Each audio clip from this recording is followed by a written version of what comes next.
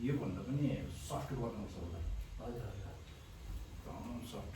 अब ऊ के अरे बाख्राकोटको अस्ति बाटो बिग्रियो नि, त्यति बेला चाहिँ यस्तो बिजक भएर आएको रहेछ। यो शरीर भनेको त्यस्तो हुन्छ है। हजुर भाइ यो घुँडामा ल, घुँडामाथि अलिकति यता घुमा मजाले ल, झट्का लागोस् कि तलसम्म झट्का लागोस्, एकदम हात पकाएर हुन्छ, एकदम जरिला फेरि छोडिदिनु ल लुज।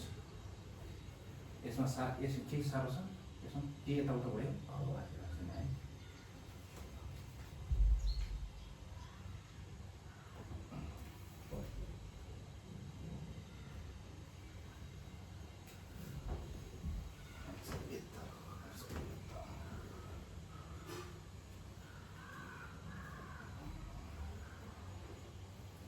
लामो सास तान्नुहोस् नाकले, मुखले तान्नुहोस् न, तान्नुहोस् ल, तान्नुहोस्।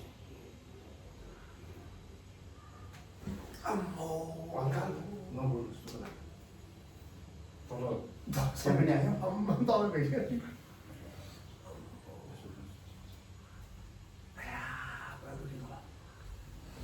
तल दुख्यो है, तर घाँटी त दुखेन नि। त्यसमा लाग्नै पर्छ। यस्तो हुन्छ, अलिक यस्तो बल छ भने नि बाँधेर यस्तो हुन्छ पुरा मजाले।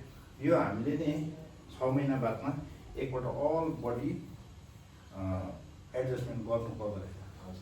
अहिले हेऱ्यो भने कसो कसो नयाँ आउँछ नि, यो लामो र छोटो हुन्छ।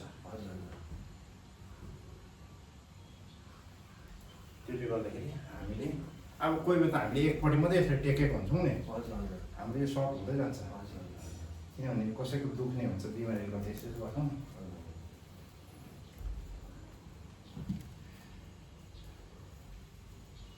भयो निकै भेटेँ त अहिले त भेट्यो है अहिले त मजाले त्यहाँदेखि त्यो कोसिस त्यही उसमा चाहिँ मजाले